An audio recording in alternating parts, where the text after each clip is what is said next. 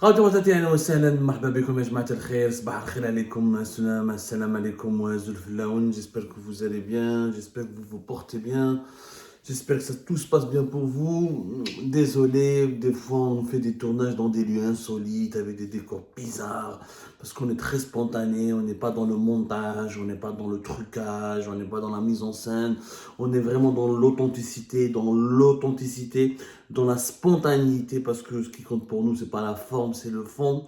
Et aujourd'hui, depuis tout à l'heure, je me suis dit, mais attendez, nous sommes le 4 décembre 2023, ça fait pratiquement 4 jours que nous avons annoncé une information hyper importante et à laquelle personne n'a réagi, en tout cas du côté officiel. Même la presse algérienne proche du régime algérien n'a pas réagi pour riposter, pour défendre le régime algérien ou pour fournir des arguments afin d'expliquer ce dérapage ou là de couvrir ce dérapage, ou là de le banaliser ou là de lui donner une coloration légale. Je parle de l'interdiction de voyager à l'étranger de M. Abdelrazak Moghri. Abdelrazak Moghri, il y a de cela plus exactement 3 jours, le 1er décembre dernier, a reconnu sur sa page Facebook, a confirmé des informations que nous avons d'ailleurs nous-mêmes divulguées, mais il a été interdit de quitter le pays depuis l'aéroport d'Alger, alors qu'il devait aller à Doha, au Qatar. Ensuite, depuis Doha, il devait rejoindre Kuala Lumpur, en Malaisie.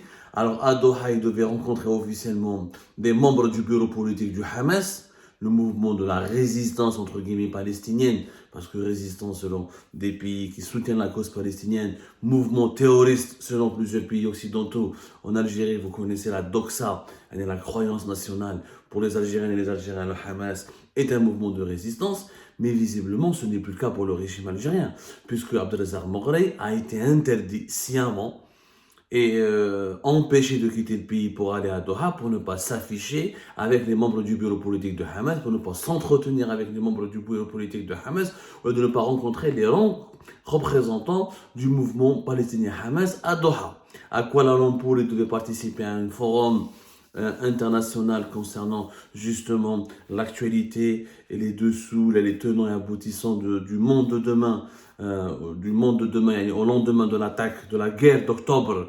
C'est une guerre d'octobre 2023 entre les factions de résistance palestinienne, le Hamas et d'autres factions palestiniennes armées contre Israël. Donc il a clairement, parce qu'Abdelrazak Moghri, il l'a bien dit lui-même, mais c'est pas Algérie, pas, nous avons confirmé. On a des sources à la fois sécuritaires et politiques proches du gouvernement algérien, pour ne pas dire bien introduites au sein du gouvernement algérien. Abdelrazak Moghri, il a été interdit parce que l'Algérie ne veut pas d'une personnalité algérienne connue, d'un politique algérien connu qui s'affiche à côté du Hamas, à Doha. C'est la seule raison. Mais d'une enquête judiciaire, mais d'une affaire de corruption, mais d'une ISTN motivée pour une affaire de droit commun, ou pour une affaire délictuelle, une affaire criminelle. Il n'a absolument, d'ailleurs, depuis qu'il a quitté en mars 2023 le MSP, le mouvement pour la société et la paix, qui est anciennement Hamas, le Hamas algérien, durant les années 90, eh ben, il n'a jamais, Abdelrazak Moghri n'a jamais été convoqué, ou l'a inquiété, ou l'a auditionné, mais il n'a pas d'affaire en justice. Il n'a strictement aucune affaire.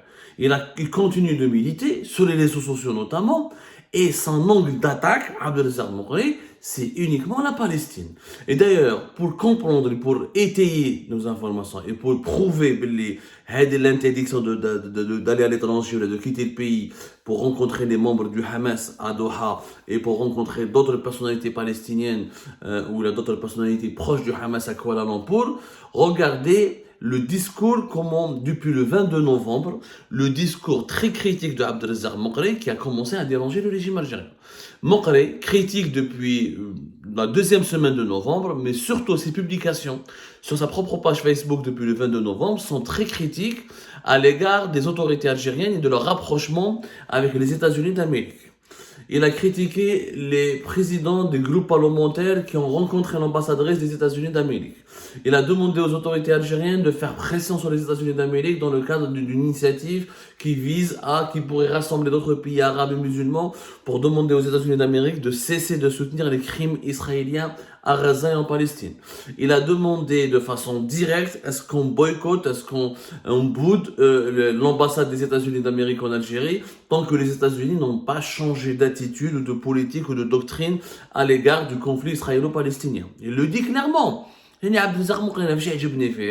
n'est pas un homme qui a peur. Sarahatan, il n'a pas peur. C'est le seul qui est actif en ce moment. Je ne suis pas en train de l'encourager. C'est un adversaire pour moi, Abdelazar Moghri. C'est un adversaire idéologique.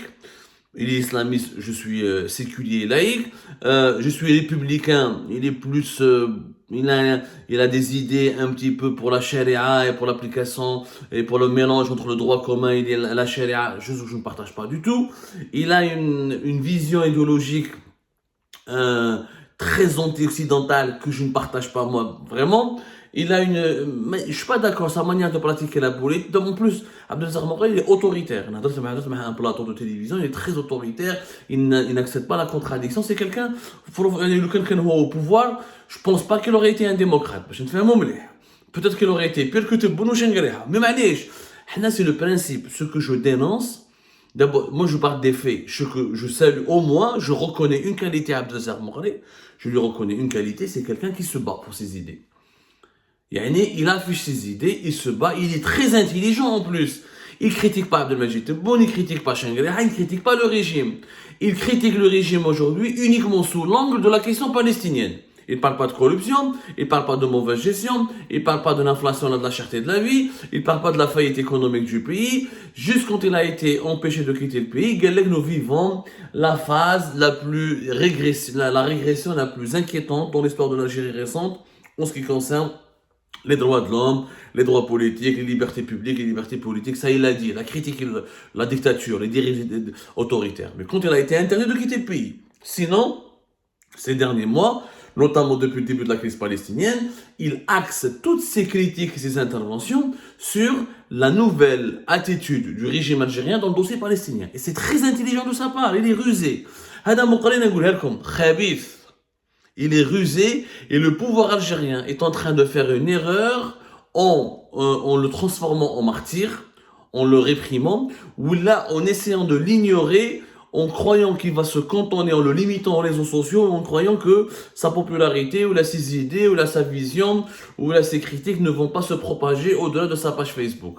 C'est une erreur fondamentale du régime algérien. Le régime algérien devrait affronter Abdelazar Moghri, lui répondre point par point à ses critiques, et de ne pas le laisser instrumentaliser la question palestinienne. Parce qu'Abdelazar Moghri est en train d'instrumentaliser la question palestinienne pour soigner son image, redorer son blason, et se présenter comme le seul opposant crédible qui peut apporter une alternative politique actuelle à notre pays qui est l'Algérie. Et c'est pour ça que comme le Canada dans les élections de décembre 2024, il va causer problème à Abdelmajid Tebboune au pouvoir actuel. Ils ont tort de croire qu'en lui interdisant de s'exprimer dans les chaînes de télévision publiques ou la privée, en lui interdisant de s'exprimer dans les médias, en le laissant uniquement circuler sur les réseaux sociaux, ils ont tort de croire qu'ils l'ont neutralisé. Il n'a pas été neutralisé, au contraire. L'attitude totalement intrigante et étrange du régime algérien à l'égard de Moghri, ils ne l'ont pas réprimé directement, mais ils l'ont empêché de quitter le pays. Je ne comprends pas. Moi, je ne comprends pas. S'il veut s'afficher avec le Hamas palestinien, laissez-le. Maintenant, il faut s'expliquer. Le régime d'abord doit s'expliquer sur ses propres incohérences. Parce que Moghri, qu'est-ce qu'il fait? Il pointe du doigt des incohérences. Il y a un rapprochement du régime algérien avec les puissances occidentales. Un rapprochement qui a commencé depuis l'échec de l'adhésion de l'Algérie au BRICS. Au départ, le régime algérien chantait à la gloire et faisait la danse du ventre à la Chine et à la Russie, en espérant qu'il sera parrainé par la Chine et la Russie pour entrer au sein des BRICS et pour qu'il dispose pour que la Chine et la Russie l'adoptent, ils fassent de lui son enfant gâté pour le protéger. Même depuis le rejet humiliant, parce que c'est un rejet humiliant au sein de fin août, après le sommet des BRICS à Johannesburg, en Afrique du Sud, quand la candidature de l'Algérie a été balayée d'un revers de la main avec beaucoup de mépris, ça a un traumatisme. Le régime algérien a été traumatisé, il a compris que ni la Chine ni la Russie n'ont envie de le protéger, de le choyer n'est de miser sur lui. La Chine a bien compris que l'Algérie est instable. Les Chinois sont clairs. Ils disent, on ne sait même pas s'il reste là, s'il n'est pas là, il est encouragé, il est malade, le pays n'est pas stable, il n'y a pas de politique de développement local, il n'y a pas d'ambition nationale. Donc l'Algérie, on laisse de côté, on verra. Est-ce que l'Algérie sera pour nous un pays, est-ce que les Chinois c'est comme ça. Si l'Algérie change, évolue, elle deviendra un pays prioritaire. Si l'Algérie reste instable, épidermique, et renfermée sur elle-même, et avec une politique économique qui n'est pas ambitieuse, la Chine, pour elle, l'Algérie c'est un timbre de poste. La Russie c'est la même chose. L'Algérie, elle lui achète des armes. Si l'Algérie n'achète pas des armes à la Russie, il y a l'Inde, il y a d'autres pays en Afrique. Même l'Égypte commence à acheter des armes à la Russie. C'est pas un problème. Il illustre la même chose comme les Chinois. Est-ce qu'il est stable? Est-ce qu'il sera là? Est-ce que l'armée ne va pas le renverser? On ne sait pas ce qui va se passer. Quand l'Algérie quand il y aura une certaine visibilité et quand l'Algérie aura vraiment la possibilité de se développer, d'évoluer, on va la parrainer.